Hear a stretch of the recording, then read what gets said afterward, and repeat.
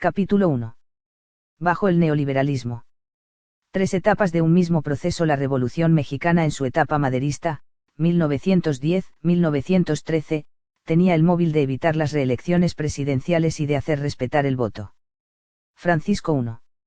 Madero ganó la presidencia en un proceso electoral limpio. Luego presentó resistencia a diversas presiones, no pudo consolidarse y terminó asesinado. La revolución inició enseguida una segunda etapa con Carranza y Obregón, 1914-1924. Sin ser oficialmente opuesta a la primera etapa, la canceló porque ya no hizo elecciones democráticas, sino sucesiones impuestas por la fuerza. Esa segunda etapa agregó novedosos elementos de tipo marxista-leninista. Consistían en abolir parcialmente el derecho de propiedad en el campo, enfrentar al campesino contra el hacendado, impulsar un movimiento obrero con odio de clases e iniciar una lucha contra la religión católica. Fue una segunda etapa larga, con altas y bajas desde 1925 hasta 1985. Hubo matices muy radicales con Calles y Cárdenas, desaceleramientos con Ávila Camacho, Alemán, Ruiz Cortines, López Mateos y Díaz Ordaz, nuevos bríos con Echeverría y López Portillo, hasta que finalmente desembocó en una tercera etapa, a medio periodo del presidente Miguel de la Madrid, 1985, y que se agudizó durante el sexenio de Salinas de Gortari. Esta tercera etapa es el neoliberalismo. En gran medida es una corriente que cancela las dos etapas anteriores, aunque en esencia no se les opone totalmente. Podría decirse que son 3 periodos como la infancia, la juventud y la edad adulta. El neoliberalismo en México no es una reacción, como algunos suponen, porque no va hacia el porfiriato ni hacia los conservadores del presidente Miguel Miramón. Naturalmente el neoliberalismo procede del liberalismo, agradable término porque supone libertad. Su verdadera esencia ha sido muy disimulada para no alarmar, ya que es la misma de la Revolución Francesa. Particularmente se le ha acusado de carecer de cauces morales, en el uso de la libertad, de la cual pueden nacer los mayores bienes, pero también los mayores males. El liberalismo se estructura durante la Revolución Francesa, al fracaso de la cual moderó mucho su lenguaje, aunque, sin prescindir de sus principios. Ya entonces tenía aspiraciones universales. El economista Ludwig von Mises, entusiasta partidario del liberalismo, enseñaba que éste propugna una organización cada vez más amplia, hasta llegar a un Estado universal, donde la ley nacional quede subordinada a leyes universales. 1. Un liberalismo. Pag 176. Van Mises, Unión Editorial. Madrid. Pues bien, el neoliberalismo es la versión moderna del liberalismo, con la sola diferencia de que ha adquirido ya tanto poder que está acelerando su marcha para consumar los fines que ha perseguido durante siglos. Actualmente se desenvuelve del siguiente modo: 1. Entre sus instrumentos esenciales figuran sus organismos financieros bursátiles. 2. Niega el principio de que el bien general sea una ley social. 3. Acredita el sofisma de que el dinero es la esencia de la riqueza, más que el trabajo-producción, y lo usa como medio de lucro y poder. 4. Al tercer mundo le plantea que para su progreso o subsistencia es imprescindible que recurra a los créditos del Fondo Monetario Internacional, del Banco Mundial, del Banco Interamericano de Desarrollo, de las corredurías J.P. Morgan, Salomon Brothers, Stanley, Oppenheimer, etc. 5. Tal proceso es una especie de prostitución de los gobiernos. Les es más fácil vivir de prestado que buscar la autosuficiencia con el aumento de la producción nacional. Mediante los réditos, el endeudamiento va creciendo de un régimen al otro. 6. El servicio de la deuda es sagrado. Esto significa que el deudor debe cumplir con el pago de intereses en la fecha estipulada, y si carece de fondos se le hace un nuevo préstamo para que los pague, de modo que el adeudo de capital sigue aumentando. 7. A veces para pagar un vencimiento se expiden bonos, tesobonos, bondes, ajustabonos, etc., pero necesitan pagar un rédito alto, y así el endeudamiento es mayor. 8. El aparato financiero prestamista no genera riqueza, pero la va extrayendo de quienes sí la están produciendo. Y es cuando el pueblo se pregunta, ¿por qué lo que produjo mi trabajo ayer, hoy vale menos? O bien, porque todo sube de precio. 9. Con dinero del aumento de impuestos el Estado paga altos intereses al capital prestamista. Ese dinero es el de quienes producen bienes y pagan impuestos. El poder adquisitivo del pueblo baja, en tanto que lo que él pierde va fluyendo hacia el capital prestamista, supracapitalismo, que no cesa de crecer. 10. Así se empobrecen los países deudores. Es un caos provocado que luego los obliga a rematar bienes, petroquímicas, ferrocarriles, gas, minas, petróleo, etc., para cumplir los compromisos contraídos. Ya que el servicio de la deuda es sagrado. Está antes que los intereses del propio pueblo. Todos los gobiernos se han comprometido a no recurrir a moratorias. 11. Los presidentes tienen la ilegal facultad de endeudar al país, hasta hundirlo, y la impunidad hereditaria de que no se les exijan cuentas. Juramentos de logia así lo garantizan. Además, los prestamistas extranjeros los protegen. 12. La economía de mercado proclama que una mano invisible armoniza salarios y precios. Que nadie debe pretender ningún control sobre ella. Esto podría ser bueno si tal economía fuera libre y ética, pero la mano invisible es de prestamistas y gobiernos que desde muy arriba manipulan el mercado en su provecho, ya que pueden restringir el crédito, elevar intereses, reducir la producción, manipular la ley de la oferta y la demanda, deslizar el peso, subir impuestos, etc. Resulta así que el pueblo vive en una economía cautiva. 13. El libre mercado tiene innegables virtudes, solo que cuando una minoría poderosa lo controla, puede impunemente ir subiendo precios y casi congelando salarios. Al consumidor le queda entonces la libertad de apretarse el cinturón. También se dice que esta contingencia es obra de la mano invisible, aunque en realidad es una mano bastante visible si se le busca en las cúpulas financieras. 14. En el neoliberalismo nadie se responsabiliza de las tasas de interés usurarias, presumiblemente también obra de la mano invisible del mercado. Así resultó, en cierto momento, que México debía 90.000 millones de dólares, que en 6 años pagó 97.000 millones, pero que su deuda se ubicaba en 140.000 millones. Muchos ciudadanos viven ese mismo fenómeno cuando compran una casa, por ejemplo, en 20 millones. Al cabo de X tiempo han pagado 5 millones y luego resulta que deben 30 millones, a veces más de lo que vale la casa. 15. El monetarismo, según el liberalismo, ejerce controles sobre la moneda para bien de todos, como evitar la inflación. Así sería si fuera ejercido con ética, pero como el neoliberalismo niega todo concepto moral, en la realidad el monetarismo está al servicio de especuladores y políticos. En la práctica se ve que ambos pueden hacer polvo los ahorros y el poder adquisitivo del pueblo. 16. Mercado del trabajo. Si aumentan los desempleados, mejor para el neoliberalismo, pues entonces invoca la ley de la oferta y la demanda a fin de casi inmovilizar los salarios. Además, alega que el aumento salarial es inflacionario, en tanto que el alza del 40 al 150% de los precios puede soslayarse como medicamento necesario o como virtud del mercado libre. 19 salarios mínimos mexicanos equivalen a uno de EU. La competitividad es mayor en Vietnam, donde es de 41 salarios por uno de EU. 17 El neoliberalismo condena que el Estado defienda a los productores y a los obreros nacionales fijando impuestos a las importaciones. A eso lo descalifica como proteccionismo, por lo cual abre fronteras y permite que el TLC aplaste a productores nacionales y deje a millones de mexicanos sin empleo. Entretanto, en Estados Unidos el TLC aplica barreras a cualquier producto que afecte a los suyos. 18 El neoliberalismo sacrifica al pueblo en aras de su sistema económico, privilegia a prestamistas y a especuladores, y descarta que su capitalismo desbocado, supracapitalismo, deba tomar en cuenta al interés nacional. 19 El neoliberalismo establece el dogma de que su economía tiene leyes tan naturales que escapan al poder humano, que sus leyes son tan soberanas como la fuerza gravitacional de los astros o como la fuerza de gravedad. Esconde el hecho de que su economía es obra de manos humanas, modelada por ellas, graduada por ellas y manipulada por ellas. Detrás de todos sus fenómenos económicos hay una intención que los genera. 20 Para el neoliberalismo no existe la prioridad de aumentar la producción, el empleo y el poder adquisitivo. Su objetivo es apoderarse de la riqueza de las naciones para llegar a la globalización. Lo que buscaba el liberalismo hace 2 siglos, dejadme hacer, dejadme pasar, lo está logrando apoteóticamente el neoliberalismo.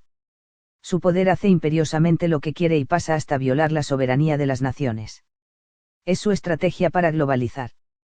21 Tales puntos del neoliberalismo tienen un cerrojo final, todo lo que se les oponga es descalificado como ignorancia financiera económica. No hay de otra. Esta especificación de lo que es el neoliberalismo no implica justificar el programa anterior de gobierno, llamado Revolución Mexicana, que, con endeudamientos y fraudes, fue el puente para la llegada del neoliberalismo. Ambos son ramas de un mismo tronco. Después de 35 años de haber hecho la apología del liberalismo, y de afirmar que éste solo buscaba una generosa libertad, von Mises se sorprendía, en 1962, de que varios distinguidos liberales empezaran a estigmatizar, como extremistas o fascistas, a quienes no pensaran exactamente como ellos, al grado de proclamar que ningún país debía tolerar a tales enemigos públicos. 1. Liberalismo, página 12, von Mises. Unión Editorial, Siglo A, Madrid. A von Mises ya no le alcanzó la vida para comprobar que el liberalismo se tornaba neoliberalismo y que empezaba a revelar así su verdadera ambición de avasalamiento mundial. Todo lo anterior no agota el árbol genealógico del neoliberalismo, pero, en obsequio a la metodología más adelante se aportarán otros datos importantes sobre el particular, y entre tanto es necesario retomar la primera etapa de la Revolución Mexicana, con Madero y lo que siguió a continuación. La democracia con Madero en 1910 aún no se hablaba de revolución mundial, concepto que emergió posteriormente con el régimen comunista de Lenin, Trotsky y Stalin. Para Madero y su grupo, en el cual figuraba prominentemente José Vasconcelos, Revolución Mexicana parecía ser un fenómeno propio de los mexicanos, sin nexos internacionales. Madero había prometido respeto al voto. Hasta donde su gobierno todavía no consolidado se lo permitió, hizo respetar ese principio.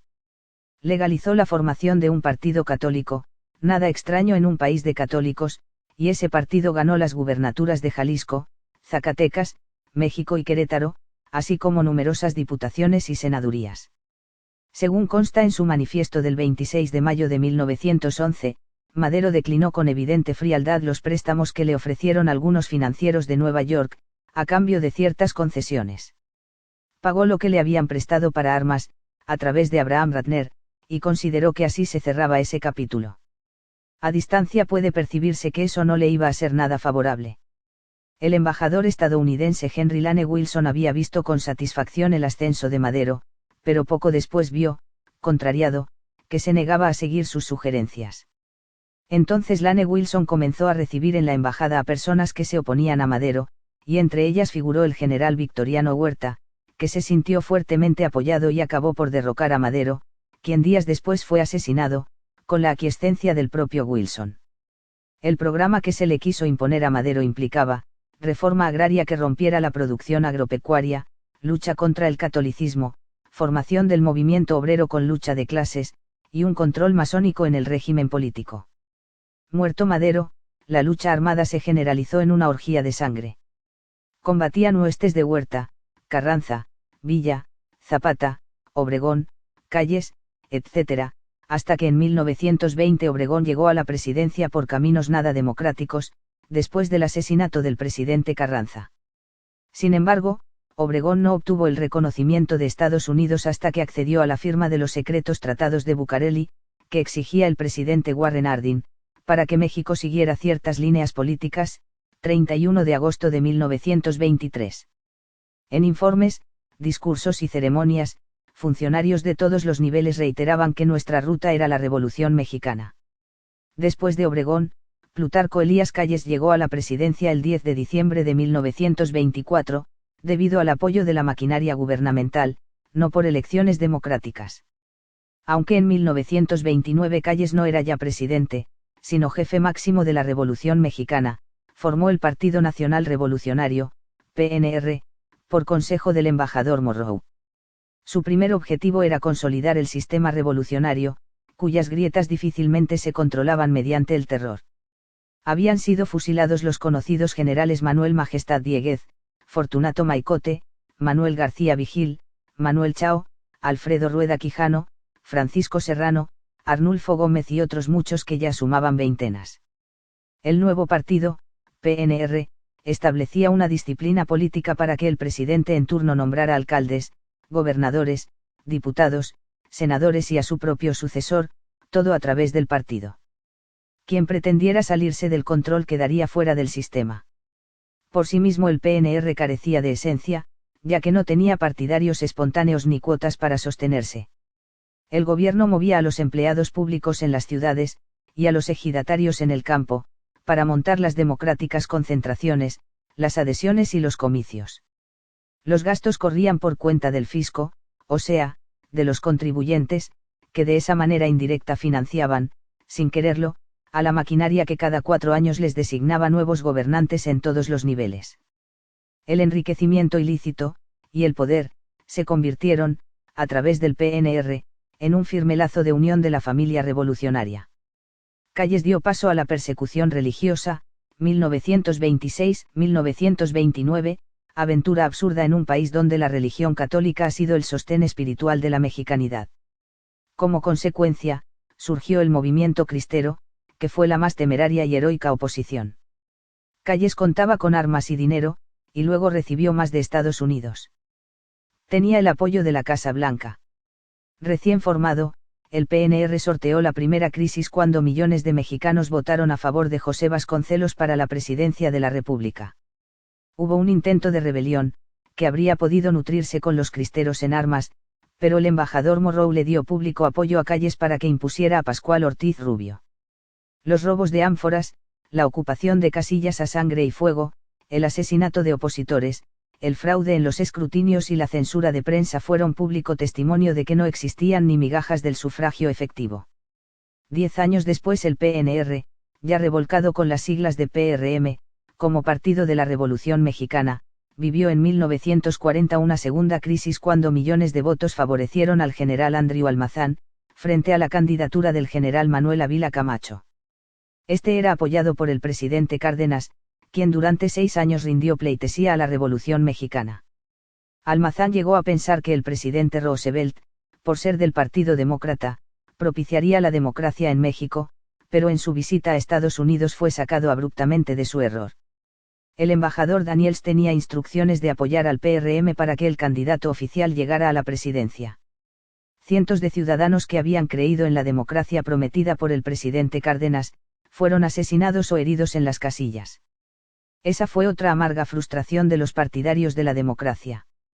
Después de eso, el pueblo ya no se empeñó en cerrarles el paso a los candidatos del PRM, convertido luego en PRI, Partido Revolucionario Institucional. A partir de 1952 subimos de cero en democracia. En 1946 se marcó un cambio. Las elecciones dejaron de ser sangrientas. A la vez, los militares fueron definitivamente descalificados para figurar como presidenciables, política que el Departamento de Estado, de Washington, generalizó luego para toda Iberoamérica. 5 candidatos priistas a la presidencia fueron sucesivamente ganando por mayoría de votos. Miguel Alemán no tuvo contrincante. Ruiz Cortines superó en las casillas al candidato del PAN, Efraín González Luna. López Mateos derrotó a Luis Ora Álvarez, también del PAN. Díaz Ordaz obtuvo más votos que el panista Joe González Torres. Echeverría derrotó en pacíficas elecciones a Efraín González Morfín, también del PAN. Se sabía que la maquinaria del PRI tenía muchos recursos, que movía electores cautivos, etc. Eran argumentos válidos de que no existía democracia pura, y sin embargo, esas 5 elecciones revelaban que ya se había avanzado mucho en el sistema electoral. Hasta había varios diputados panistas. Y se siguió avanzando con más diputados de diversos partidos. Aquellas balaceras en la Cámara de Diputados, como la del 11 de septiembre de 1935, con 2 diputados muertos y 2 heridos, cuando disputaban la aprobación de un pago extra de 5.000 pesos, ya no ocurrieron más.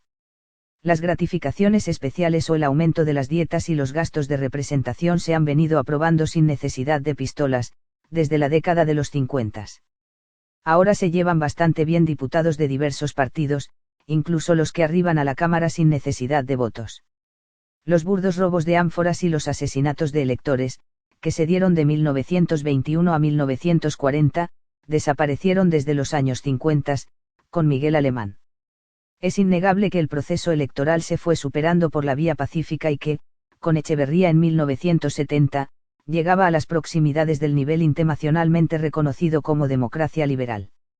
Sin embargo, algo inquietante ocurrió pese a que 5 sucesiones presidenciales habían transcurrido en paz, gracias a la indiferencia de millones de mexicanos que ya no acudían a las casillas por militar en las mayorías de la abstención.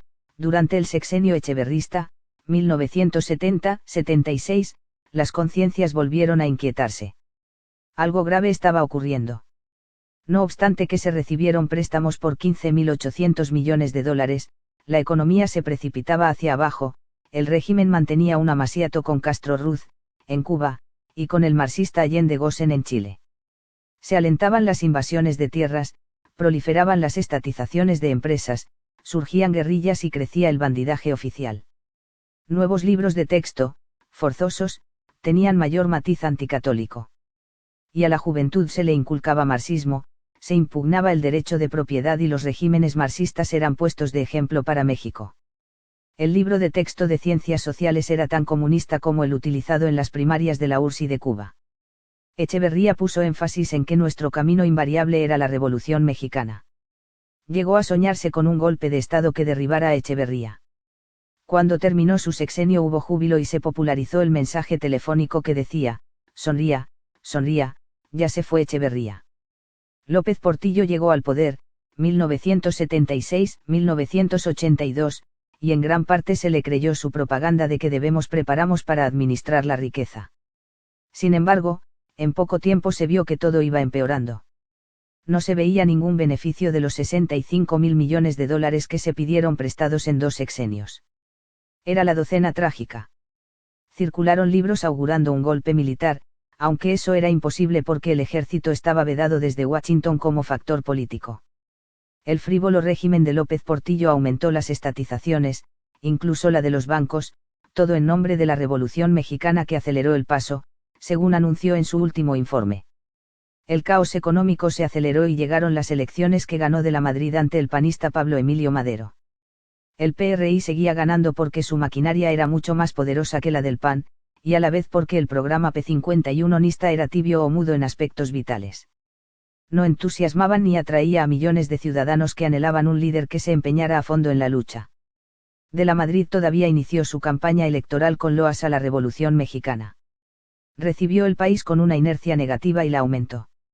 No obstante que en los 3 sexenios fluyeron hacia México 92.500 millones de dólares, la situación era tan lamentable como lo demuestran las siguientes cifras. Periodos alza de precios Díaz Ordaz, 1964-1970, 3.3%. Echeverría, 1970, 76, 136,4%. López Portillo, 1976, 82, 459,0%. De la Madrid, 1982, 88, 2.600,0%. Hasta en el seno del PRI había descontento que dio origen a la división encabezada por Cuauhtémoc Cárdenas y Muñoz Ledo, y de ahí nació el PRD. La frustración y la ira habían crecido en todos los sectores. Hubo personas, incluso panistas, que con gran sigilo fueron a Washington a entrevistarse con senadores y funcionarios del Departamento de Estado. Entre ellos figuraba el senador Alfonso Mancilla. Llevaban un mensaje: que Washington dejara de apoyar al PRI para que se decidieran libremente las elecciones en México. Según refirió el senador Mancilla, en Washington les contestaron que por el momento no se veía más opción que el PRI y el PAN. Objetaban que el PAN solo tenía penetración en los estratos religiosos o de gente adinerada. Sin embargo, podría volverse opción si trabajaba para lograrlo. Se dio entonces la coincidencia de que surgiera Manuel Clousier, el líder que precisamente necesitaba el PAN, quien atrajo una luz de voluntades porque él mismo puso toda su voluntad y su espíritu en la lucha. Desbordó al antiguo panismo de las familias custodias y reclutó a millones de neopanistas. El partido, que siempre se había reunido en locales cerrados, fue sacado a las calles por Clousier, quien durante una comida en el Hotel Fiesta Palace dijo que arrostraría la campaña dispuesto a todo, incluso a perder la vida. También el PRD arrastró a millones de electores, de modo que las elecciones de 1988 fueron particularmente reñidas. Fue preciso que Gobernación tumbara el sistema computarizado, y que el conteo de votos se interrumpiera para anunciar que había ganado Salinas de Gortari. En realidad, el triunfo estaba entre Clousier o Cárdenas. Hubo la impresión general de que Salinas había perdido. Más tarde eso pareció confirmarse porque los paquetes electorales fueron incautados y luego quemados secretamente. A raíz de esas elecciones fue perceptible un hecho insólito en la política internacional. Al contrario de lo sucedido en 1929 y 1940, cuando en Estados Unidos todas las voces oficiales y extraoficiales reconocían sin reservas los triunfos del partido oficial mexicano, En 1988 hubo reiteradas declaraciones, en el Congreso y en los medios de información, en el sentido de que la democracia en México no era transparente. Algo estaba cambiando en Washington. Y algo sumamente importante estaba cambiando también en el mundo. Convergencia de Estados Unidos y la URSS en la década de los 80, cúpulas político-económicas de Washington y Moscú concertaron su convergencia. En vez de manejar dos tácticas, la de Marx, violenta, y la de Wall Street, gradual, ambas caminarían hacia la globalización a través del neoliberalismo. Uno ciertamente la línea violenta, de Marx, lograba avances espectaculares, pero provocaba constante oposición y requería de permanentes subsidios de Estados Unidos. La convergencia ponía fin a la Guerra Fría que, aunque amistosa en el fondo, en la superficie dividía al mundo en dos polos y retardaba la globalización. Consecuentemente, se abolieron en el mundo las palabras comunismo y marxismo.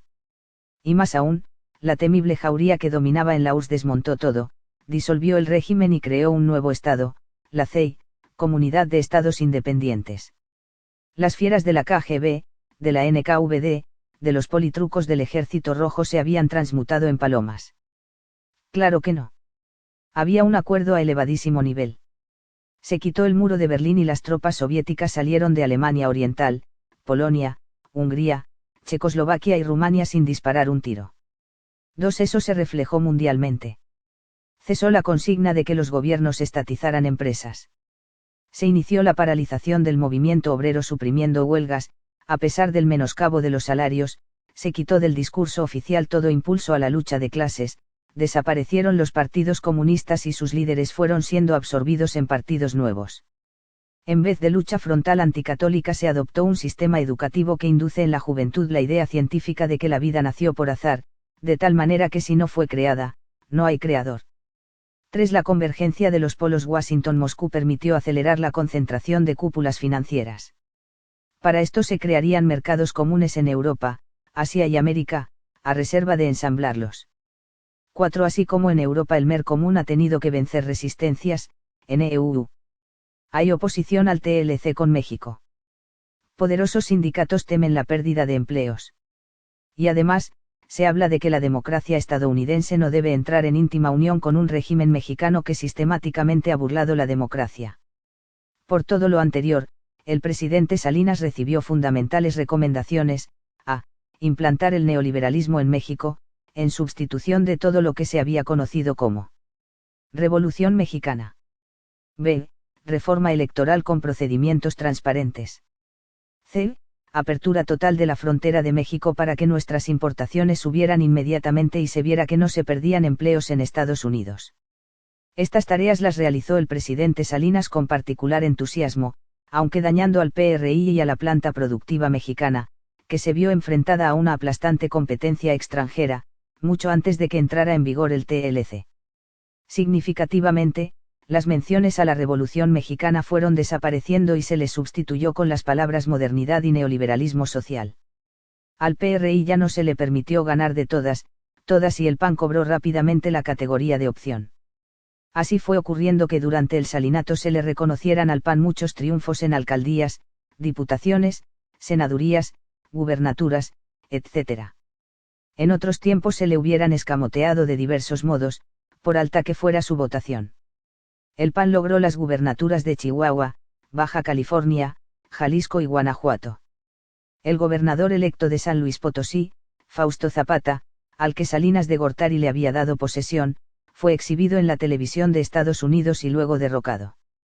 El candidato priista para la gubernatura de Guanajuato, Ramón Aguirre, fue proclamado triunfante por el PRI, pero enseguida se le obligó a renunciar y subió un gobernador interino del PAN. Lo insólito no era que el PAN aventajara en muchas elecciones al PRI, sino que eso se le reconociera. El PRI empezaba a retroceder, mas no por vocación democrática, sino forzado por la presidencia de la República, la cual, a su vez, obsequiaba así los deseos de Washington en pro de la democracia del neoliberalismo. Washington considera eso tan esencial que el secretario adjunto de Asuntos de Seguridad Internacional, Joseph Nye, advirtió públicamente que cualquier amago a la democracia es una amenaza incluso mayor que el reto del narcotráfico, septiembre de 1995. Y es que se trata de una pieza necesaria para llegar al globalismo. El triunfo del sufragio efectivo, así sea de la oposición, se ve al alcance de la mano para fines de este siglo. Al pueblo se le ofrece democracia como la única y milagrosa salida para todos sus males. La verdadera meta se mantiene más o menos velada. El 2000 se alza ya en el horizonte. Todo indica que habrá alternancia PRI, PRD, PAN. No prosperó un intento rectificador. Un grupo de diputados se dijo que en representación de 255, pidió a la dirigencia del PRI, el 11 de enero de 1996, que se cancelara el modelo neoliberal porque ha causado graves daños a la economía y a la política nacional. Pero el senador Eloy Cantú Segovia, representante de otro grupo de legisladores, manifestó que el neoliberalismo nos llevará a un nuevo periodo de crecimiento estable. La petición de los que se oponían al neoliberalismo quedó archivada. Estaba perfilándose una escisión en el PRI, pero en las altas cúpulas se resolvió que no hay otro camino. Así se aceptó, incluso, en círculos ejecutivos del PAN y del PRD. Como argumento apaciguador se ha dicho que la Revolución Mexicana se originó en el liberalismo, incluso en la oficialmente reverenciada figura de Benito Juárez, y que el neoliberalismo es sencillamente la continuación del mismo proyecto de nación, ahora actualizado. 5 párrafos atrás, escrito en 1995, se decía que la alternancia podía darse en el 2000. Ahora ya se dio, con promesa de cambio, pero no ha cambiado nada. Sigue en vigor el neoliberalismo. El PAN y Fox actúan igual que el PRI de Salinas y de Zedillo. Algo peor porque llueve sobre mojado. Capítulo 2. De liberalismo a neoliberalismo. Más democracia no es precisamente progreso. A partir de 1946, con el presidente alemán, hubo 7 sucesiones presidenciales pacíficas, en las cuales se guardaron las formas democráticas de la mayoría de votos. En comparación con los 33 años anteriores era evidente que la democracia mexicana estaba mejorando. Bajo el presidente López Mateos se instauró el sistema de diputados de partido, pluralismo legislativo. Esos representantes recibían la curul sin necesidad de votos mayoritarios, ya que se entendía que representaban a grupos minoritarios. Con el presidente Echeverría, en 1973 se aumentaron 180 diputaciones y se llegó a un total de 400, según el plan del ideólogo revolucionario Jesús Reyes Heroles, para que así quedaran representados hasta 108 minúsculos grupos marxistas, incluso los terroristas de la guerrilla 23 de septiembre. Con López Portillo, en 1987, se crearon 100 diputaciones más, para hacer un total de 500, porque así, Zedillo, los mexicanos quedaríamos mejor representados. Era todo un chapoteo de democracia. En conjunto, esos avances democráticos trajeron mayor bienestar material y moral. Todo lo contrario. Eso abre una interrogante: ¿la democracia liberal, por sí misma, es suficiente para alcanzar el progreso? Evidentemente, no. Es falso el dogma de que según sea el grado de democracia es el progreso de un país. Desde la antigua Grecia se ha dicho que la meta de la democracia es darle bienestar a los pueblos, en lo material y en lo moral. Durante una época los griegos fueron gobernados por la aristocracia y luego por la plutocracia, dominio de los ricos.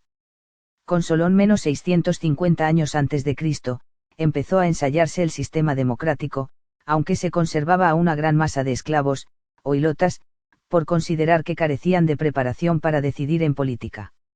La más brillante etapa de democracia se vivió con Pericles, quien fue reelecto y gobernó 10 años. Pero aquella democracia, según lo precisó Platón en el siglo siguiente, reunía los siguientes factores. 1. Tener una base moral. 2. Que no hubiera estratos muy ricos y otros demasiado pobres. 3. Que no se alentara el ateísmo. La impiedad, decía Platón, es uno de los mayores males. La codicia insaciable de los ricos, la usura. La revolución da lugar a la peor de las formas sociales, o sea, a la democracia que da la victoria a los pobres, pues su bandera de lucha es la libertad y la igualdad, pero estas dos palabras no significan otra cosa que desorden. Hay libertad porque no hay leyes o no se les obedece, y hay igualdad porque ya nadie ocupa el lugar que le corresponde, como las piedras de un edificio derrumbado. Por su parte, Aristóteles decía que la democracia debe ser condicionada al bien común.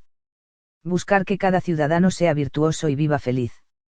No buscar los recursos en el extranjero. Es mejor una potencia agraria que se baste a sí misma que una gran ciudad comercial, como la Atenas del siglo V, cuya vida dependía del comercio con los países productores de trigo. Es mejor la economía natural. El elemento social es la familia. La democracia debe cuidar de la familia. En lo social no es un mal que haya ricos y pobres, sino que haya gente demasiado rica al lado de gente demasiado pobre. Alejada gradualmente de tales principios morales, y atraída por progresos materiales, la democracia de la antigua Grecia fue presa de la demagogia, luego de la decadencia y finalmente desembocó en la ruina, hasta que sucumbió aplastada por el Imperio Romano en el año 146 a.C. Casi 2 siglos después San Pablo afirmaba que la democracia debería tener limitaciones prácticas y sujeción a una ley divina. Así, pues, la democracia a secas, basada en el número de votos y en un aparato electoral que haga cumplir la contabilidad de los sufragios, no es suficiente. Por esto, particularmente, las 3 sucesiones presidenciales, desde 1970 a 1982, aunque apegadas a la mayoría de votos, dejaron a México listo para la ruina, pese a que se cumplieron los cánones de la democracia liberal. La democracia en Estados Unidos, la democracia estadounidense, en sus 2 vertientes de republicana y demócrata, se gestó hace 2 siglos bajo Thomas Jefferson y Alejandro Hamilton. Ambos adoptaron el plan de la Revolución Francesa de 1789, aunque rechazaron sus rasgos sanguinarios. Jefferson aconsejaba radicalismo en las ideas y moderación en los actos. Hamilton coincidía en esto. Así se trasladó a Estados Unidos el liberalismo masónico de la Revolución Francesa, aunque adaptado a la prudente fórmula que recomienda suavidad en la forma y efectividad en el fondo. Avanzar sin alarmar. Otro líder estadounidense, John Adams, decía: recordad que la democracia no dura nunca mucho tiempo. Bien pronto se agota y se vuelve contra ella misma. No ha habido nunca una sola democracia que no acabara suicidándose. John Adams, al igual que otros patricios estadounidenses, era calvinista, es decir, creía en el destino manifiesto, según el cual unos hombres nacen predestinados para el éxito y la salvación, en tanto que otros son predestinados para el fracaso y la condenación. Los primeros se identifican porque obtienen claro dominio sobre los bienes de esta vida. Así se explica la naturalidad con la cual la Asamblea de Pensilvania declaró la guerra de exterminio contra los indios, prometiendo premios de cabellera por cada indio liquidado. $130 por la cabellera de indio varón mayor de 12 años, $50 por cabellera de cada india, y $150 por todo prisionero inglés liberado. 1. Historia de los EU. André Maurois. Emile Herzog. Adams decía: toda democracia lleva en sí una aristocracia tan rancia como la de Roma, de Francia o de Inglaterra. En Estados Unidos tal aristocracia la constituyeron los creyentes en el destino manifiesto, núcleo central del poder, económico, político, religioso, filosófico e informativo, que influye en los partidos demócrata y republicano. Es, pues, un sistema muy peculiar en el cual la elección no está inevitablemente ligada al número, es decir, a que todo lo decida la mitad más uno de los electores. Por eso en Estados Unidos es posible el triunfo de un partido que no logre el mayor número de votos directos. Allá puede ocurrir que pierda el que logre más votos. Ambos partidos se mueven dentro del margen que sutilmente va marcando un selecto poder central de élites, formado por cúpulas económicas, políticas y de medios informativos que pueden inclinar a las mayorías en un sentido o en otro, sin necesidad de forzarlas. Así sucede que de la nada emerge un Carter, o entre los desertores del servicio militar, muy mal vistos, surge un Clinton. Desde luego, es una organización sutil y lúcida que fluye alternativamente en un partido o en otro para dar a Estados Unidos una peculiar estabilidad dinámica. Si el ciudadano se cansa de un partido, sus simpatías se canalizan al otro. Así, una nueva esperanza desahoga la tensión y se enciende otra luz. El partido que pierde se constituye en oposición. Sin esa alternancia, el partido en el poder acabaría por desgastarse tanto que sobrevendría la ingobernabilidad. De esta manera el peligro de desestabilización va compensándose mecánica, automáticamente.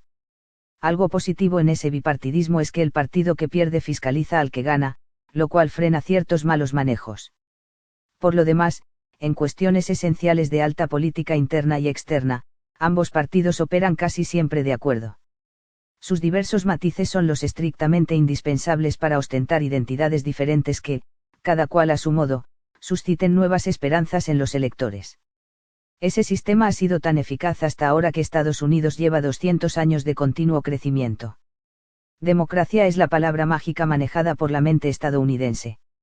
La fórmula ha llegado a convertirse en una especie de religión política. Que tal sistema sea materialista y entrañe deficiencias sociales, es cosa que se soslaya como tropiezos inevitables.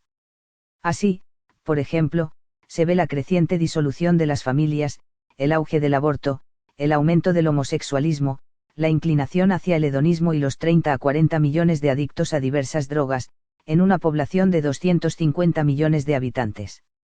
Pero frente a esos rasgos negativos se yergue la evidencia de que Estados Unidos es la primera potencia económica y política del mundo. A los ojos de las masas, eso último acredita a la democracia liberal como el único e infalible camino. Del liberalismo al neoliberalismo la idea de democracia permaneció inoperante, muerta, durante 1900 años, desde que el Imperio Romano la aplastó en Grecia 146 años antes de Cristo.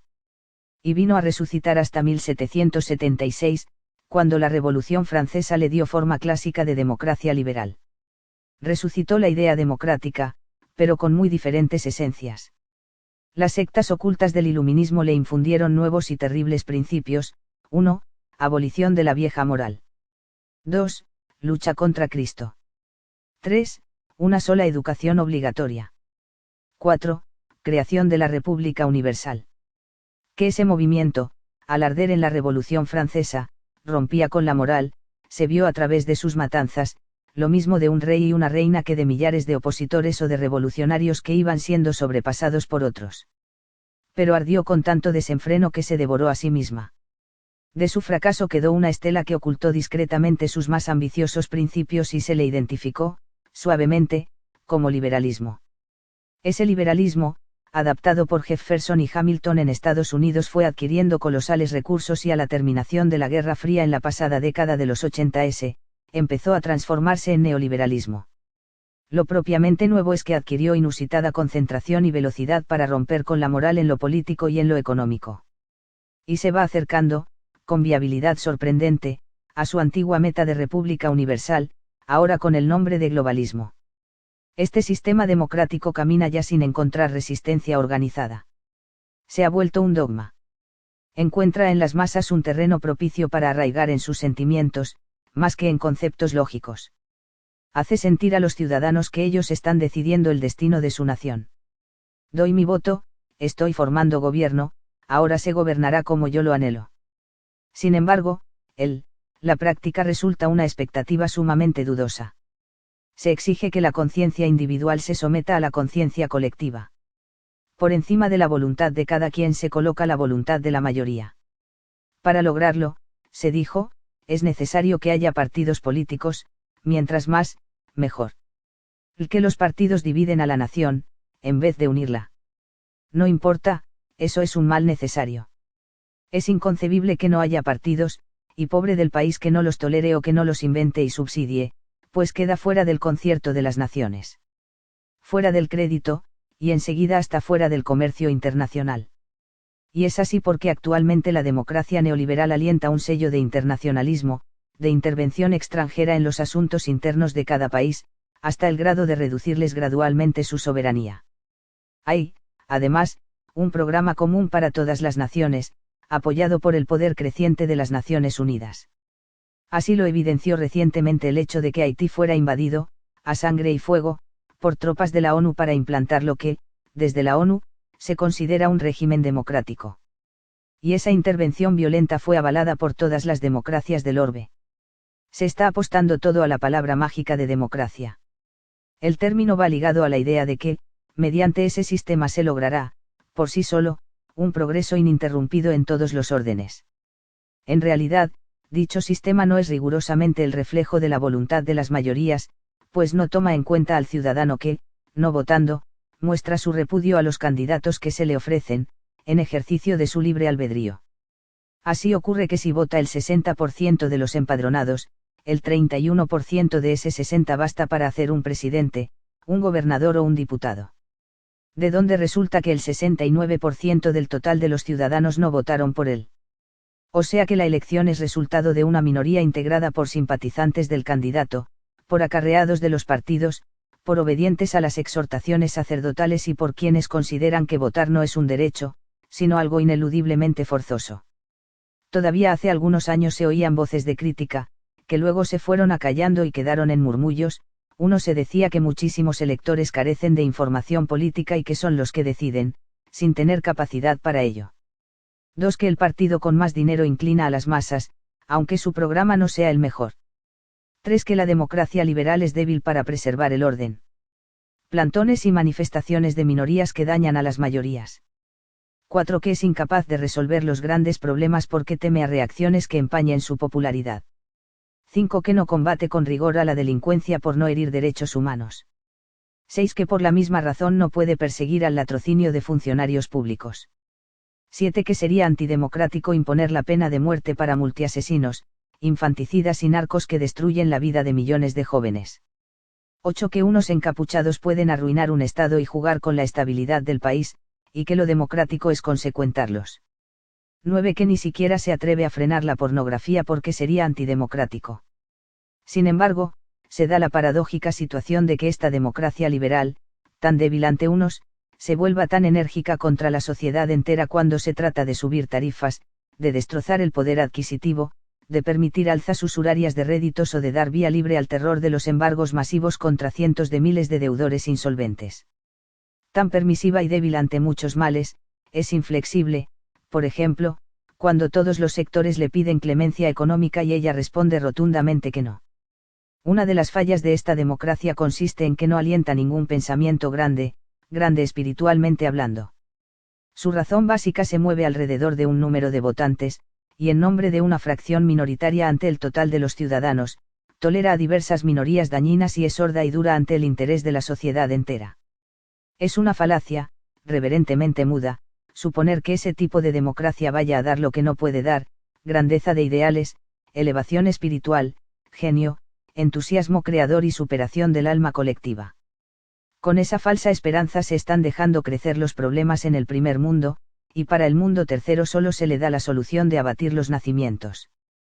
Tal sistema democrático se ha venido acreditando incluso mediante el descrédito de otros sistemas, de todos los que han existido en 2000 años, así sea el Imperio Romano, el Sacro Imperio, la España de los Reyes Católicos y ni se diga de Pinochet y de la Italia fascista, pese a que ésta prosperó en lo material y conservó un alto nivel en lo moral, al contrario de lo que hoy ocurre con la democracia italiana de Andreotti y Berlusconi, empantanada en arreglos con la mafia del narcotráfico. Sin embargo, es un hecho que las esperanzas del mundo se fincan en esta democracia, materialista y carente de autocrítica, crecientemente matizada de internacionalismo globalizador. Es una democracia muy distinta a la que Aristóteles concibió hace 2300 años, cuando la definió como un sistema para dar el mayor bien a la sociedad, pero fundamentado en la idea suprema de Dios. Dios, decía Aristóteles, es realidad suma, substancia en pleno sentido, forma sin materia, causa primera incausada. Además, previno que la democracia tiene siempre el riesgo de degenerar en demagogia. Esa demagogia nos es muy conocida. Recuerda el lector a los legisladores, puestos de pie, aplaudiendo a Echeverría en 1976 porque había acordado una devaluación, la primera de una larga serie. Recuerda a López Portillo dando 30 días de plazo a los sacadólares para que regresaran sus fortunas o publicaría sus nombres, que jamás publicó. Recuerda a los representantes del pueblo festejando en la Cámara con ademán pornográfico haber sacado adelante la aprobación del aumento al 4A. Recuerda aquello de bienestar para tu familia, el Cedillo, sabe cómo hacerlo. Y etcétera, etcétera. El horizonte político de México destila la palabra democracia y suscita la ilusión de que perfeccionando los sistemas electorales superaremos nuestros males. Poner la fe en el Instituto Federal Electoral y en la respetabilidad de las urnas es un colosal engaño. Un pueblo remonta el camino solo si se le movilizan sus valores espirituales. Cierto. Es impopular la crítica a la democracia. La ilusión de construir un país mejor a través del voto va a acentuarse en breve, ante la inminencia de que se alternen PAN y PRI en el poder. Entonces una frustración sexenal se curará concentrando los votos en el partido perdedor. Ese reflujo de ilusiones es natural. Las colectividades entran en eso que Le Bon definió como la lógica colectiva, movida más por sentimientos que por razones. Además, los procesos electorales son particularmente activados por la fuerza de las izquierdas a las que siempre les ha gustado parapetarse detrás del término democracia. Ahora se hallan más urgidas de hacerlo porque se canceló el término de marxismo. El factor político de las izquierdas sigue presente, cobijado por la propaganda internacional que va borrando del horizonte los crímenes del izquierdismo. Pocos se acuerdan de los 40 millones de cristianos asesinados en la URSS, de Checoslovaquia descuartizada en 1968, de Hungría hecha añicos en 1956, de los 30.000 cubanos fusilados por Castro Ruz, del millón de muertos en Camboya por las hordas del Khmer Rojo, etc. Por mucho menos, otros regímenes siguen siendo exhibidos como antros del infierno. Pinochet, Franco, o los regímenes militares de Argentina, Brasil y Venezuela. Don Porfirio, en México, sigue oficialmente execrado. Aunque en la era cristiana el mundo vivió 1800 años sin democracia, ahora esta es el único camino y cualquier crítica que se le haga es impopular. Sin embargo, el hecho de que las fallas de ese sistema solo sean evidentes para una minoría, no es decepcionante si esta minoría llega a ponerse en movimiento. Cuando un pueblo se enciende en entusiasmo para luchar por su libertad y su honra, siempre es una minoría la que entusiasma a la multitud. En toda nación existe una minoría que, en nombre de todos, representa y realiza su historia. Oswald Spengler. Elija un presidente y sometase al azar. Hasta el clero ha participado del entusiasmo democratizador y ha venido exhortando a los fieles en ocasiones hasta insinuando que es pecado no votar para que vayan a las casillas. Allí, precisamente en las urnas, está la salvación terrenal. No obstante, el sentido común de las masas percibe algo engañoso y es frecuente que hasta el 60% no vote. Una vez consumada la elección, por quienes creen estar determinando el destino nacional, resulta que el elegido traza un camino inesperado y dañino. Propiamente el elector nunca sabe qué se encuentra detrás del hombre al que eligió. En la elección que llevó a Echeverría a Palacio Nacional no ocurrieron violaciones electorales y nadie esperaba, al votar por él, que luego las cosas sucederían tan desastrosas. Iguales sorpresas se dieron con López Portillo y con De la Madrid. Salinas de Gortari llegó sin legitimidad a la presidencia, aunque luego los diversos sectores se la fueron otorgando, engañados por las promesas de que nos llevaría, a través del TLC, al Edén del primer mundo. La elección de Zedillo fue claramente democrática, y sin embargo, solo ganó el 28% de los votos, ya que el 72% restante se dividió entre PAN, PRO, el abstencionismo y varios pequeños partidos. Y con el primer año de Zedillo se completaron 25 años de crisis económica y moral, a pesar de nuestra democracia. En vista de eso se puede decir que la democracia liberal no es precisamente la clave del progreso, aunque se ha dogmatizado como el camino de la salvación. Desproporcionado costo de nuestra democracia. Los gastos de nuestro aparato electoral democrático son fabulosos. Todos salen del dinero de los contribuyentes. Instituto Federal Electoral durante 2003 $5.000 millones, subvención a 11 partidos 5.100. Con ese torrente de dinero se podrían crear varios cientos de miles de empleos. El abstencionismo del 2003 fue del 64%. Entre los que no acudieron a las casillas y los que anularon las papeletas con leyendas de protesta. Lo anterior se refiere solo a elecciones federales.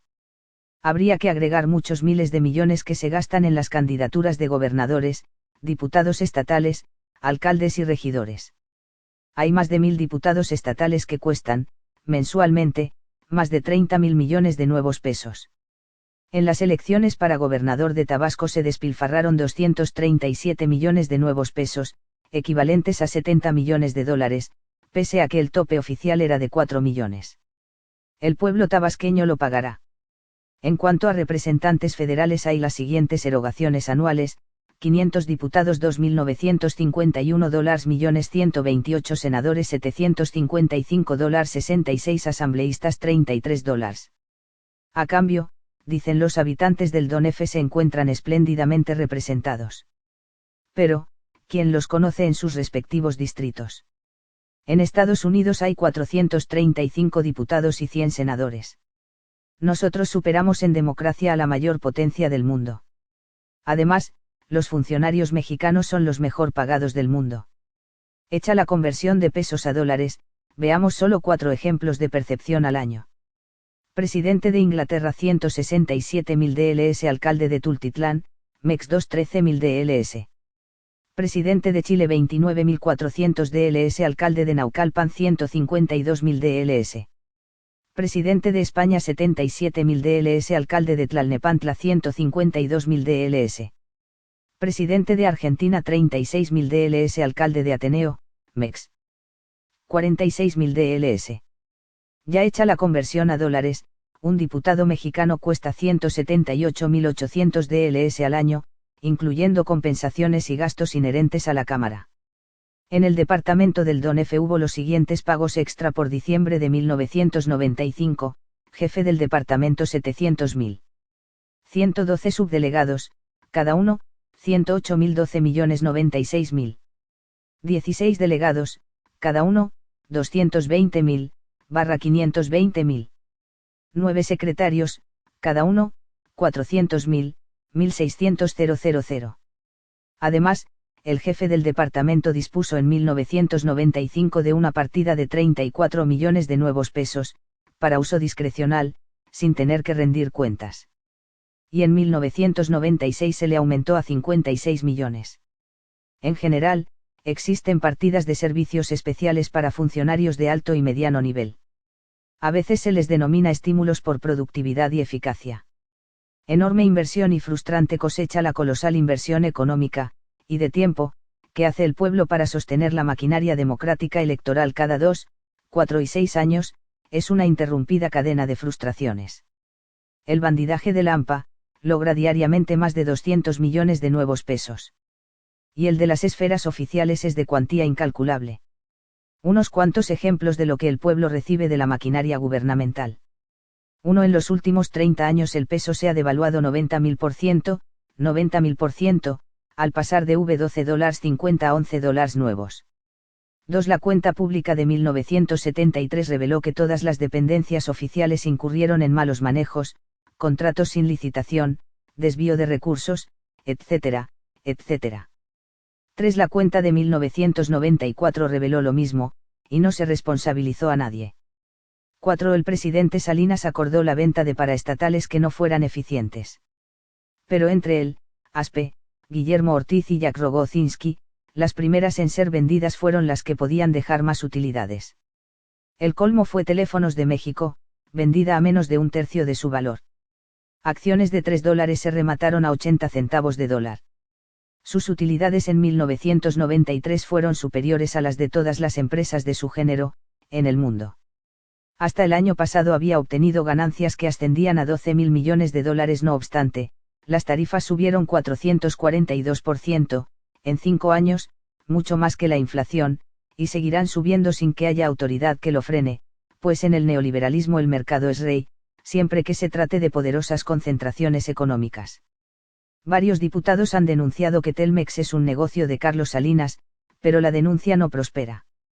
5. Los defensores de Salinas, en México y en Ballestret, que lo tomó a su servicio, no pueden exonerarlo de sus culpas, aunque sí pueden conseguir que quede impune. Es indiscutible que Salinas sabía que la apertura de la frontera arruinaría a la planta productiva mexicana, que expedir tesobonos a un año de plazo no se podrían pagar, que las reservas de dólares se iban agotando, que venía una terrible crisis de deudores y un aplastante aumento de las tasas de interés. Sabía todo eso y no le importó nada. Todavía en la reunión bancaria de octubre, a menos de 2 meses de dejar el poder, permitió que el Banco de México diera públicamente seguridades, falsas, de que no había ningún amago de crisis. 6. La cadena estadounidense de televisión NBC informó públicamente, 11 de diciembre de 1995, que agentes federales de Estados Unidos detectaron que Carlos Salinas tenía 90 cuentas bancarias, unas secretas y otras abiertas, en 9 diferentes países, con un total de 500 millones de dólares. Según la NBC, un servicio de inteligencia de EU interceptó llamadas telefónicas de narcotraficantes a personas del equipo de trabajo de Salinas. A primera vista parecía increíble que el expresidente tuviera 500 millones de dólares, pero resultó en cierto modo verosímil si se tomaba en cuenta que su hermano Raúl tenía 84 millones de dólares en Suiza, 20 en Londres y tal vez más en otras cuentas. En Estados Unidos es costumbre que no se publiquen informaciones de ese tipo si no se tienen pruebas, ya que se exponen a costosas demandas y a perder seriedad. 7. En cuanto a Zedillo, se enteró el 21 de noviembre de la grave situación económica, y 9 días después, al tomar posesión, dijo: hoy, ante nosotros, se presenta una oportunidad sin precedentes para conseguir el crecimiento económico que demanda la población. Además del mercado interno en expansión, contamos ahora con enormes mercados a los que tenemos acceso gracias a las negociaciones comerciales. Y al cabo de 20 días, el 21 de diciembre de 94, estallaba la peor crisis de los últimos 75 años. ¿Quién asume la responsabilidad de todo esto? No había culpables ni en los salientes ni en los entrantes. 8. El fondo de contingencia, que era una defensa contra el desastre, ascendía en junio de 1995 a 1.687 millones de nuevos pesos, no obstante que 2 años atrás era de 64.000 millones debido a la venta de las paraestatales. ¿Cómo y en qué se volatizaron 63.000 millones? La versión de que se emplearon en reducir la deuda interna resultó falsa, pues esta seguía siendo de 163.000 millones de nuevos pesos, como antes de la venta de las paraestatales. Y lo que sucede en el gobierno federal se repite en los estados y en los municipios. Todo cabe en la amplia banda de flotación de la irresponsabilidad oficial. A quienes pedían castigo para los culpables de los asesinatos políticos se les llamó morbosos, a quienes se quejaban de la crisis se les llamó catastrofistas y a los criminales se les llamó malosos. Un sistema así, por mucho que haya ascendido en el proceso democrático, por mucho que haya pasado de lo liberal a lo neoliberal, revela una esencia pavorosa. Al llegar a este punto se puede coincidir con quienes sostuvieron, en una motejada dictadura, que jamás se gobiernan los pueblos a sí mismos. Esta locura la ha inventado el liberalismo. Detrás de su soberanía popular se esconden solamente los bribones más tenebrosos. La masa gobierna, ¡qué fantasía! Es como decir que el mármol se esculpe a sí mismo en arte plástico. No hay obra de arte sin creador. No hay un pueblo sin estadista. No hay mundo sin Dios. 2. Michael. Pag 121. Joseph Goebbels. Capítulo 3.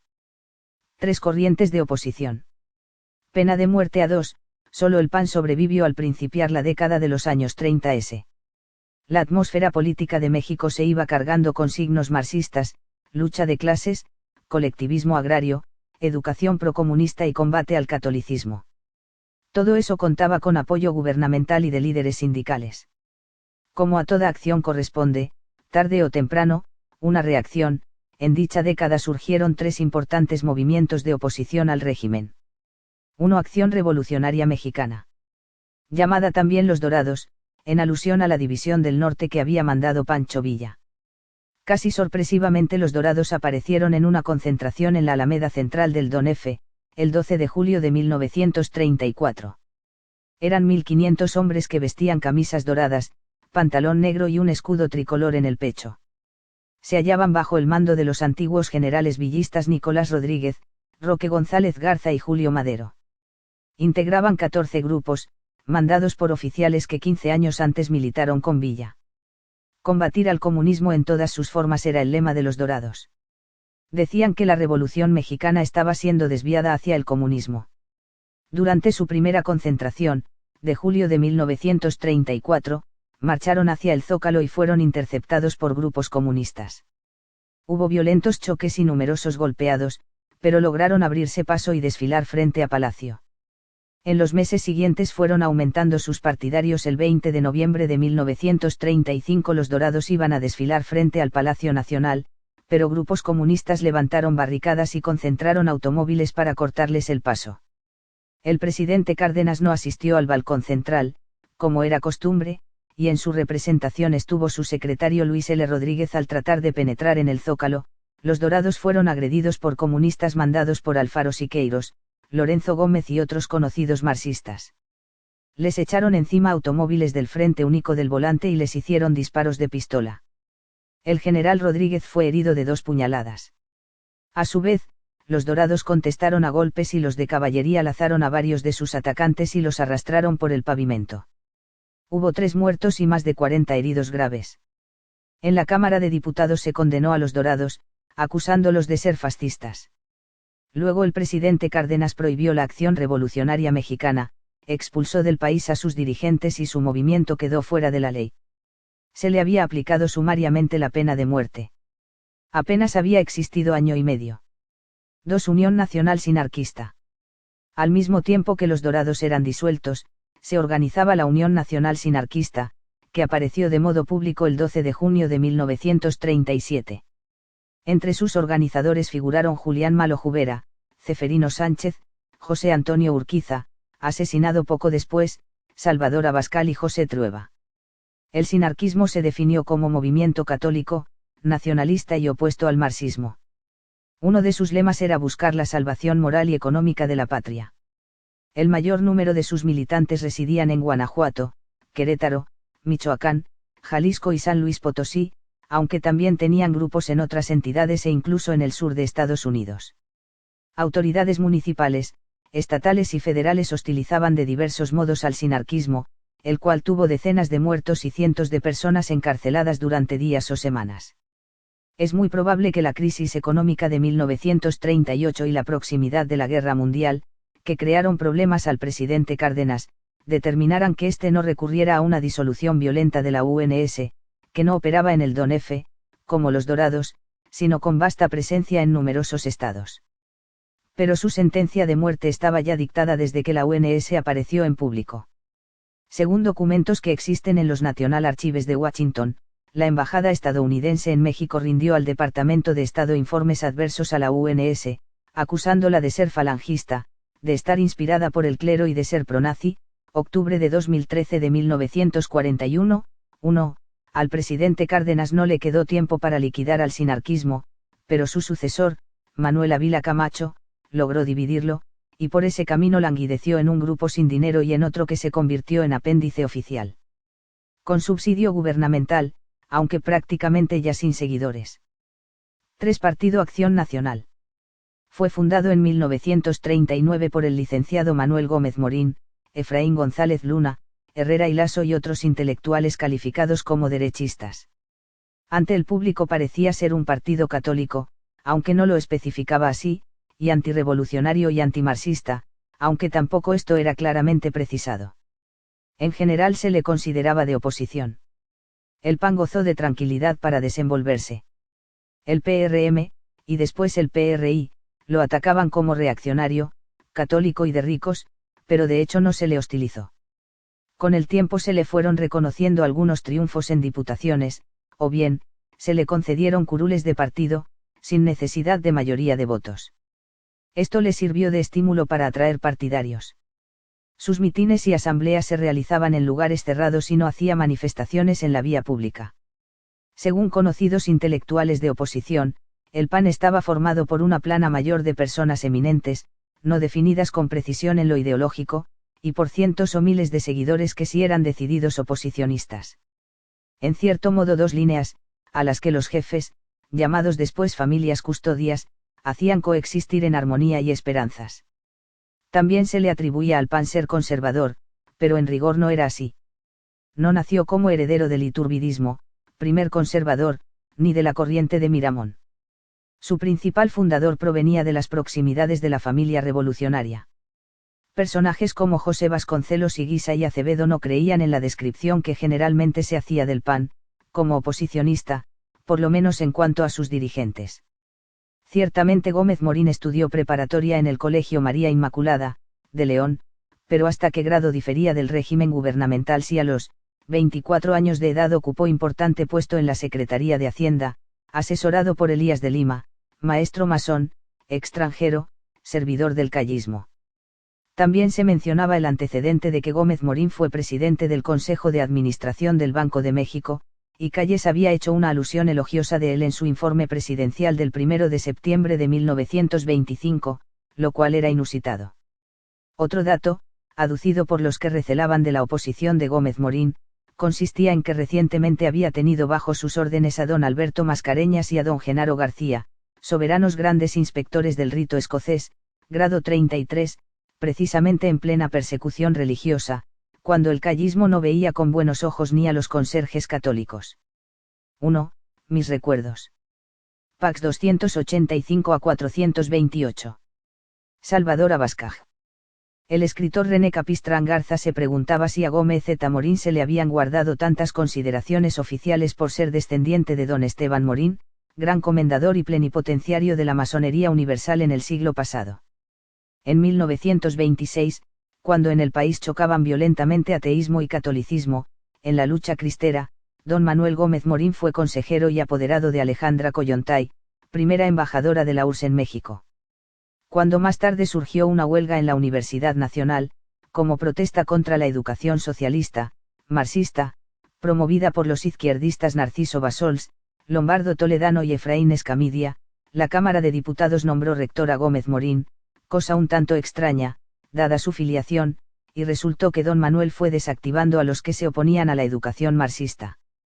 Por otra parte, la revista La Nación, órgano del PAN, en 1959 y 1960 mostró incuestionable simpatía hacia la dictadura de Castro Ruz, no obstante los fusilamientos en masa, las confiscaciones de bienes y la colectivización de la tierra, estilo coljós soviético.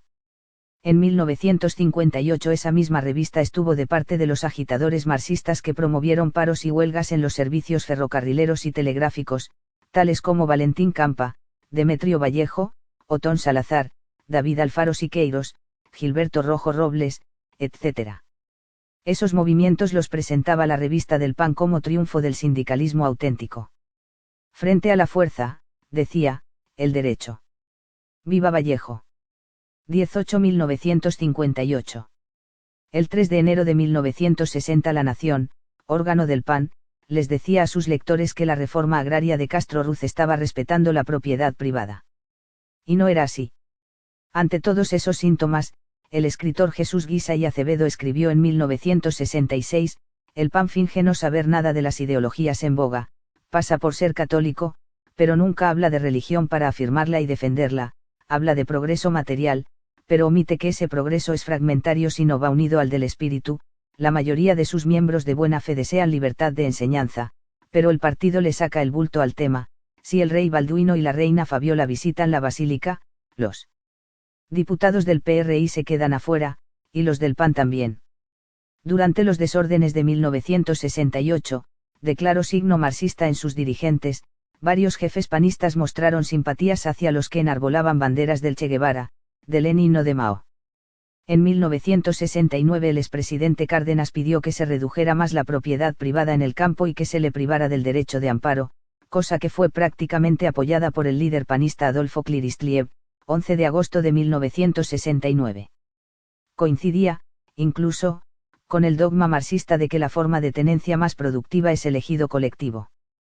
Para ese entonces su fracaso ya era evidente en la URSS, en Cuba y en México. Durante la gira electoral de 1969-70, el candidato panista Efraín González Morfín dijo que la doctrina del partido no es la doctrina de la Iglesia, sino que más bien el PAN puede calificarse como izquierda. En otra ocasión elogió que no hubiera relaciones diplomáticas con España ni con el Vaticano, pero en ningún momento objetó que la hubiera con Castro Ruz. En fin, diversos jefes panistas continuaron haciendo pronunciamientos que no iban de acuerdo con la idea que generalmente se ha tenido del PAN, de que es procatólico, de oposición al régimen y alejado de los principios materialistas de la Revolución Mundial. En 1984 el ideólogo panista Juan Landerreche publicó un libro titulado Expropiación bancaria y control de cambios, en el que ensalzaba a López Portillo por la estatización de la banca, hecho que López Portillo había presentado así: hemos roto los tabúes. La revolución se libera de temores y acelera el paso. Landerreche se identificaba con esa posición, que ciertamente no era la de los prosélitos panistas.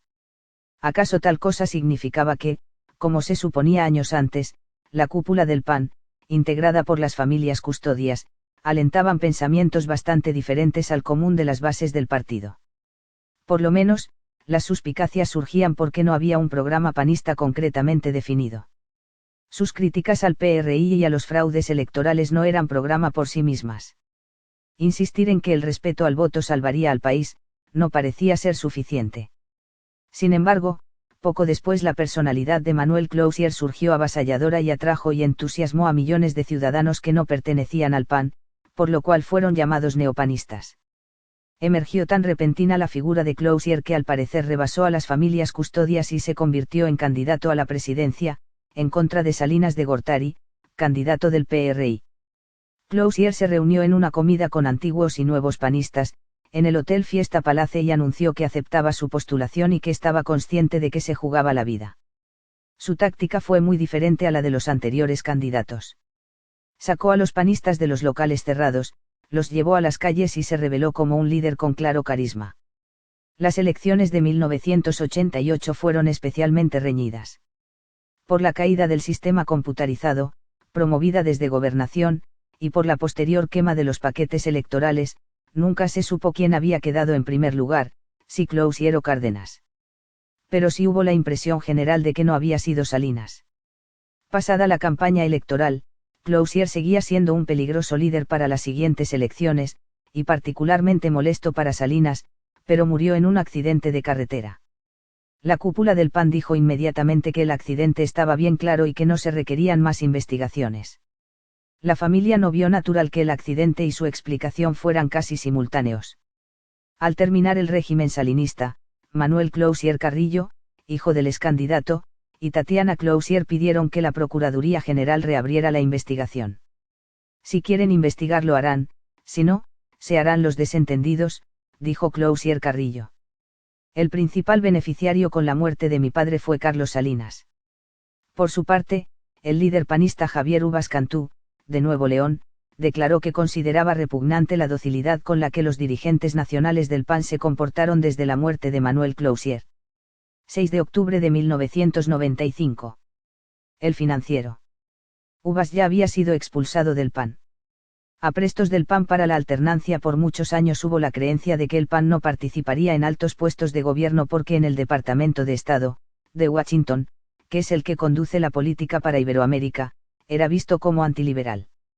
El veterano senador priista Alfonso Mancilla decía que en Washington no se consideraba al PAN como opción y que el apoyo al PRI seguía siendo definitivo todavía durante la campaña electoral de la Madrid, en 1982. No obstante, las oportunidades para el PAN se abrieron espectacularmente en el sexenio de Salinas de Gortari y en el comienzo del de Zedillo, pues logró que se le reconocieran sus triunfos para las gobernaturas de Chihuahua, Baja California Norte, Jalisco y Guanajuato. Había cambiado el punto de vista en Washington. A continuación ocurrió un acto muy novedoso en la cúpula panista, junio de 1995, cuando 12 senadores panistas visitaron a Castro Ruz y lo elogiaron. Luego hizo lo mismo Carlos Castillo Peraza, jefe del partido, 7 de julio, y declaró: entramos por la puerta grande de las relaciones con Cuba, aunque esto no es una competencia con el PRI o el PRD para ver quién logra la puerta más grande. Si el PAN llega al poder en el año 2000 mantendrá la relación con Cuba, buscaría la cooperación e intensificaría el flujo de inversiones y coinversiones. En Cuba existe una actitud muy abierta para buscar soluciones prácticas a los distintos problemas del país, tan prácticas como el fusilamiento de más de 25.000 cubanos. Como la estatización de toda actividad económica. Como la educación ateísta. Como haber convertido a la isla en una prisión. En las bases del partido hay panistas que no simpatizan con el llamado baño de izquierdismo del PAN, y consideran que debe cuidarse la más elemental ética política.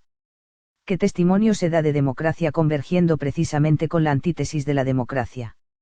El jefe panista, Castillo Peraza, también hizo una gira por Estados Unidos para trazar una política exterior propia. Altos funcionarios estadounidenses lo recibieron, informó la periodista Aurora Verdejo, 25 de septiembre de 1995, y eso indica, añade, que en la Casa Blanca toman en serio la posibilidad de que el PAN reemplace al PRI. Además, The Wall Street Journal dedicó un artículo especial a la visita de Peraza. Este diario destaca que ya los inversionistas de Wall Street tienen confianza en el PAN y no se ponen nerviosos cuando ese partido obtiene victorias electorales. La corresponsal de The Wall Street, Diane Solís, revela que un grupo de analistas de mercados emergentes de Salomon Brothers, una de las instituciones financieras más importantes de Estados Unidos, se reunió con Castillo Peraza. Por consiguiente, no solo la Casa Blanca, también Wall Street está alistándose por si el PAN logra ganar las elecciones legislativas de 1997 y las presidenciales del año 2000, Excelsior, 25 de septiembre de 1995. Por otra parte, las disensiones surgidas en las cúpulas del PAN no han tenido implicaciones trascendentes. Cuando el Foro Doctrinario y Democrático Panista se oponía a la colaboración con el salinismo, por la cual se inclinaba el Ejecutivo Nacional del mismo PAN, Decenas de foristas se separaron y trataron de formar un partido, pero no lo lograron ante los obstáculos que encontraron en el gobierno salinista. Entre los foristas figuraron Pablo Emilio Madero y Jesús González Esmal. Más recientemente, octubre de 1995, el líder Javier Uvas Cantú fue expulsado del PAN por oponerse a la política de bandazos de Diego Fernández de Ceballos. Uvas se defendió diciendo que su expulsión no era democrática, que no pedía perdón porque el acercamiento del PAN a Salinas de Gortari dañó al país, ya que Salinas se desbocó. Uvas se oponía a tal acercamiento. La alternancia y a principio bipartidismo no significa precisamente que el PRI se acabe y que ceda todos los puestos públicos al PAN. El bipartidismo ha principiado en alcaldías, gobernaturas, diputaciones locales, diputaciones federales y senadurías. Todo indica que el avance del PAN seguirá adelante, aunque luego puedan intercambiarse cuotas de poder. Ya es claro que las circunstancias internas del país favorecen al PAN, lo mismo que los vientos del norte. Tiene el camino abierto porque en el Departamento de Estado, en Washington, se considera que el PAN no es un partido antiliberal, como en el pasado llegó a parecerles a quienes carecían de la suficiente información. ¿Por qué la filiación liberal es tan importante? Sencillamente, porque de ella se pasa al neoliberalismo, o sea, una corriente política internacional que camina hacia la globalización. Y globalismo es precisamente la meta de los poderes centrales que actúan detrás de los partidos demócrata y republicano. En Washington quieren un equilibrio dinámico en los regímenes del tercer mundo, y tal equilibrio debe darse entre partidos intrínsecamente afines, no entre partidos auténticamente opositores o antitéticos. El presidente Franklin D. Roosevelt lo dijo muy claro: no hay enemigo de izquierda, el enemigo está a la derecha. Esa fórmula la conoce México desde 1822, cuando el gobierno estadounidense vio con malos ojos que se implantara en México el imperio de Iturbide. El embajador Poinsett vino a gestionar su caída. Lo mismo ocurrió con el régimen conservador del presidente Miguel Miramón, al que se le derrotó mediante los cañoneros estadounidenses que bloquearon Veracruz para evitar que hiciera prisionero a Juárez. En Washington se entiende que régimen de izquierda equivale a liberal, y entonces se le ayuda o se le tolera aunque sea una dictadura sanguinaria. En cambio, se le hostiliza y combate si no es de ese bando. Por eso varios jefes panistas están recurriendo a baños de neoliberalismo. Vicente Fox declaró en Nueva York que no cree que el PAN se oponga a la venta de Pemex. Y otro jefe panista, Diego Fernández de Ceballos, pidió al pueblo que deje de hacer un mito del petróleo y no lo confunda con patriotismo porque eso es populismo rancio. 16 de mayo de 1996. Ahora bien, por muchas alcaldías y gubernaturas que los panistas lleguen a controlar, su influencia en la vida nacional no se hará sentir mientras no lleguen a la presidencia de la República. Esto puede acontecer en el año 2000 o 2006. Tal suceso cambiaría diametralmente la vida del país. Se pueden hacer muchas suposiciones optimistas, pero existen indicios de que no habría cambios fundamentales. En la alternancia, PAN y PRI se moverían dentro de un marco no muy alejado en sus extremos. Cuando varias organizaciones, así como diputados y senadores, pidieron que se le hiciera a Carlos Salinas de Gortari un juicio político, simbólico, no penal, por las graves irregularidades ocurridas durante su mandato, diputados panistas y priistas votaron en contra, por considerarlo señaladamente improcedente. ¿Cómo exigirle responsabilidades a un líder neoliberal, aunque sea solo de palabra? Ni siquiera se le pudo tocar expulsándolo del PRI, a pesar de que muchos priistas lo pedían. En cuanto a la Procuraduría General, en manos de un panista, siempre que se le pidió investigar los grandes crímenes o los gigantescos robos en perjuicio de la nación, contestaba que no se le presentaban pruebas. ¿No acaso sucede que solo la autoridad puede tener acceso a las pruebas? Entretanto, el avance del PAN ha continuado en las grandes ciudades. Ya gobierna el 26 o 28% de las regiones económicamente activas del país. Lo anterior se escribió en 1995, en la primera edición, y desventuradamente ha resultado frustrante la alternancia de PAN por PRI. Ambos siguen el mismo programa.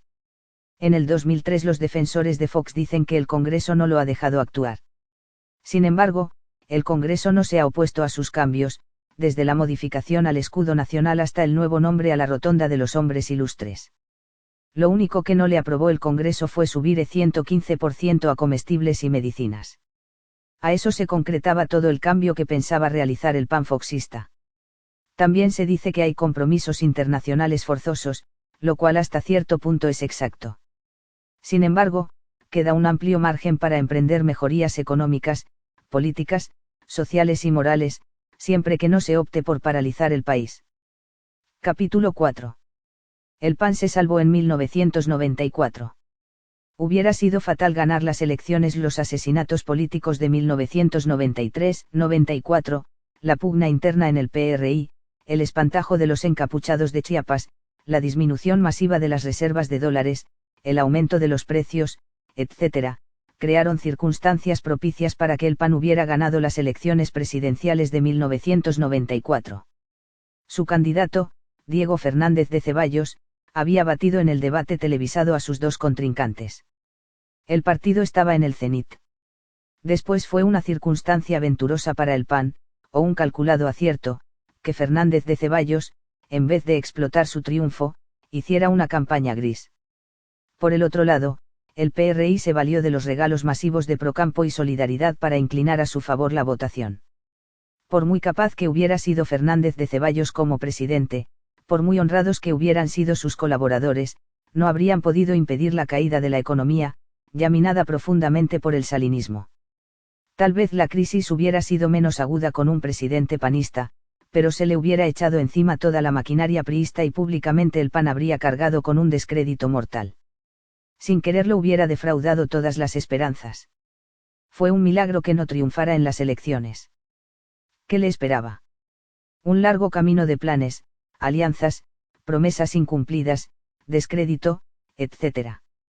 En gran parte Zedillo no es totalmente culpable de la situación actual. Su falla fue no haber denunciado en qué forma recibía el país, sino en haberle cubierto las espaldas a Salinas y prometido al pueblo lo que no podía cumplir. Su siguiente grave error, poner en primer término cumplirle a Wall Street en un 100% y en dejarle a México solamente el más despiadado sacrificio. Fernández de Ceballos podría haber hecho lo contrario. Probablemente no. Para enjuiciar a Salinas en el primer minuto de dejar la banda presidencial, y para convencer a Wall Street de que un presidente no solo tiene compromisos con el extranjero, sino también con su pueblo, se habría necesitado el arrojo de un líder fuera de lo común. 4 sexenios, desde Echeverría, condicionaron de modo irreversible el destino que está sufriendo el país. Lo fundamental ya estaba dado en 1994. Zedillo solo le ha agregado carga extra debido a sus titubeos. El México de 1995-96 es, en último análisis, el fruto de la democracia liberal, convertida en neoliberalismo, que no tiene alas. No alienta ideales grandiosos, no tolera actitudes heroicas. Y no puede alentar nada de eso porque sencillamente se arrastra por el suelo de una visión de corto plazo, de la tibieza estéril y de la carencia de espíritu. En fin, al perder el PAN las elecciones de 1994 se conservó como viable opción para el 2000. Es una esperanza, aunque con la debilidad congénita de que carece de un programa preciso. Además de luchar para que se respete el voto, y de basarse en la creciente impopularidad del PRI, ¿cuál es su programa? Un régimen saltando de pacto en pacto el arte de gobernar, en nuestro sistema neoliberal se ha venido reduciendo al artilugio de engañar. Una lista de planes y alianzas, fallidos, así lo demuestra, 1. Distribución equitativa de la riqueza. Echeverría, 2. Destrucción de las estructuras del pasado. Echeverría, 3. Alianza para la producción. López Portillo, 4. Plan Nacional de Desarrollo 1983-88. De la Madrid, 5. Pacto de Solidaridad Económica. De la Madrid, 6. Pacto para la Estabilidad y el Crecimiento Económico. Salinas de Gortari, 7. Pacto para el Bienestar, la Competitividad y el Empleo. Salinas de Gortari, 8. Pacto para el Bienestar, la Estabilidad y el Crecimiento. Zedillo, 9. Acuerdo de unidad para superar la emergencia económica. Zedillo, 10. Programa de acción para reforzar el acuerdo de unidad para superar la emergencia económica. Zedillo, 11. Plan Nacional de Desarrollo. Zedillo. 12. Alianza para la recuperación económica. Zedillo, 13. Fondo Bancario de Protección al Ahorro. Zedillo, 14. Programa de capitalización temporal. Cedillo, 15. Fondo de coinversión social. Cedillo, 16. Programa de pensionados. Cedillo, 17. Fondo de atención a grupos sociales. Cedillo, 18. Programa de política industrial, Cedillo, 19. Programa de alianza para la vivienda, Cedillo, 20. Acuerdo de apoyo inmediato a deudores, Cedillo.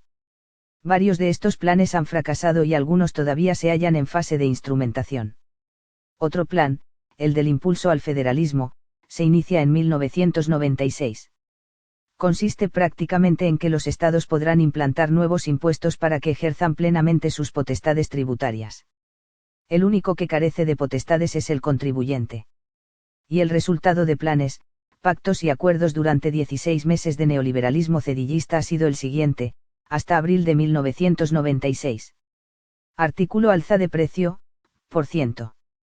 Leche pasteurizada 102%, huevo 92, aceite comestible 146, harina de trigo 328, atún 87, arroz 97, azúcar 86, café soluble 72, carne de pollo 69, frijol L 73, galletas 60, cereales 117, pan de caja 115, cebolla 95, fideo 102, queso 90, refresco 73, tortilla de maíz 60, jabón para lavar 132, pasta dental 129, papel de baño 167, servilletas de papel 100 peseros 82, gasolina Nava 87, metro 150, medicamentos populares de 105 a 125.